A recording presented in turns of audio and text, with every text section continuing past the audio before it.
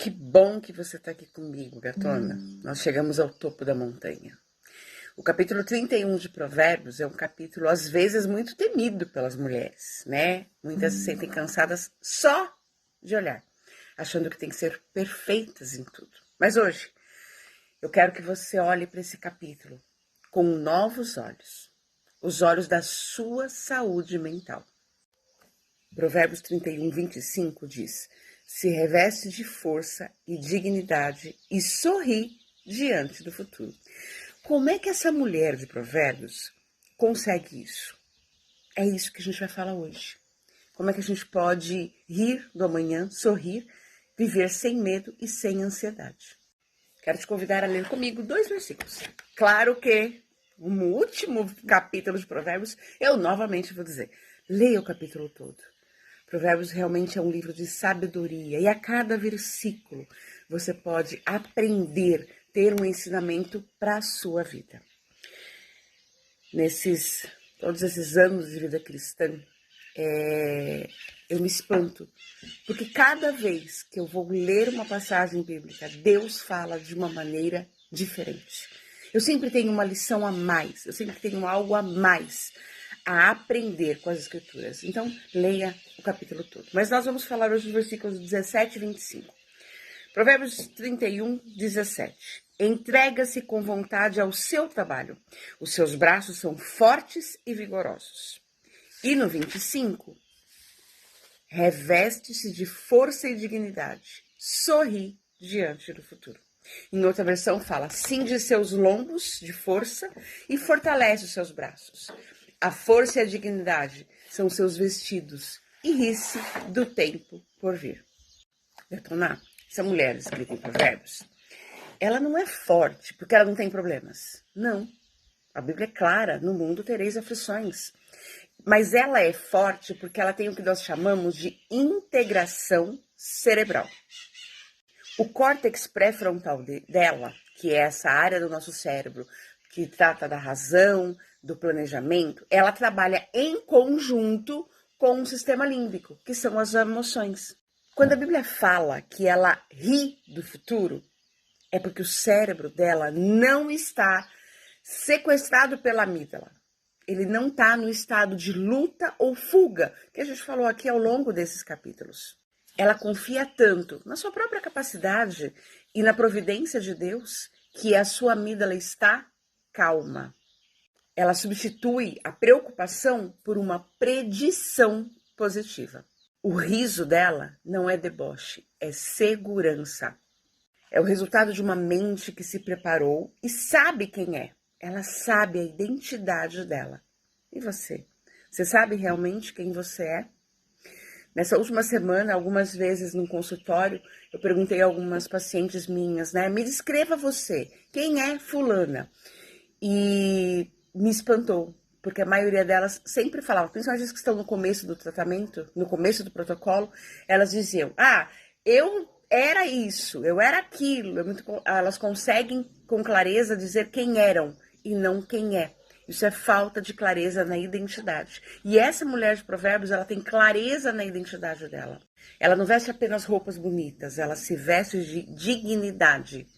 Uma autoimagem sólida que ninguém consegue abalar. E qual que é o cenário do crime em Provérbios? Versículo 30. A beleza é enganosa e a formosura é passageira, mas a mulher que teme ao Senhor, essa será elogiada. Uma outra versão diz o seguinte, enganosa é a graça e vã é a formosura, mas a mulher que teme ao Senhor será louvada. Hoje a gente vive numa fase do nosso mundo de aparências, de filtros, não é verdade? A Bíblia e a neurociência concordam quando elas falam que buscar apenas a aprovação externa é um caminho de dopamina barata e frustração. A beleza externa, ela é vã. Sim, ela é passageira. A beleza externa, ninguém fica com os mesmos traços a vida inteira, o vício da pele, a cor da pele a vida inteira. Sempre vai ter algo no seu corpo que ao longo dos anos vai te incomodar. É normal, porque a beleza é vã, ela é passageira. Agora, a verdadeira satisfação, ela vem do temer ao Senhor. O que é o temer ao Senhor? Não é ter medo. É o respeito profundo pelas leis e pelo Criador. É isso que gera uma dopamina de longo prazo, aquela sensação de realização por ser quem você foi chamada para ser e não parecer o que os outros esperam de você. Você não é responsável pela expectativa de ninguém. Muitas vezes nós carregamos o peso de querer atender a expectativa de alguém, da mãe, do pai, do marido, de um namorado. Eu cansei de ver mulheres se anulando, deixando de ser quem elas são para agradar. Ai, se eu não agradar meu namorado, ele vai desistir de mim. Se eu não agradar meu marido, né, o que ele vai dizer? Ele vai separar de mim. Se eu não agradar meus pais. Então parem. Isso é vão, isso é passageiro. Agora, quando você realmente teme ao Senhor, quando você é fiel aos valores, aos princípios e a Deus, isso sim vai te trazer uma dopamina perene, algo permanente. Gatona, você está pronta para governar? Hoje eu vou deixar um plano de integração final para você. Primeiro, cinge-se de força. É o que fala lá no versículo 17. Cuide da sua energia. Para que seu cérebro funcione bem, você precisa de descanso, de boa alimentação e de comunhão com Deus. Não tente ser a mulher maravilha, a mulher virtuosa, estando exausta. A força começa no autocuidado. Assuma um compromisso com você mesma de ter esse autocuidado como rotina do seu dia. E autocuidado, meninas, não é só skincare. Não é não ficar passando horas na frente do espelho, não. Autocuidado é respeitar o seu relógio biológico, respeitar o seu tempo necessário para descanso. É respeitar, sim, o que você coloca para dentro, seja no prato, seja nas redes sociais. Você precisa se respeitar para ter esse autocuidado. Segundo passo, o treino do riso. Quando um pensamento de medo sobre o futuro vier, e vai vir, né?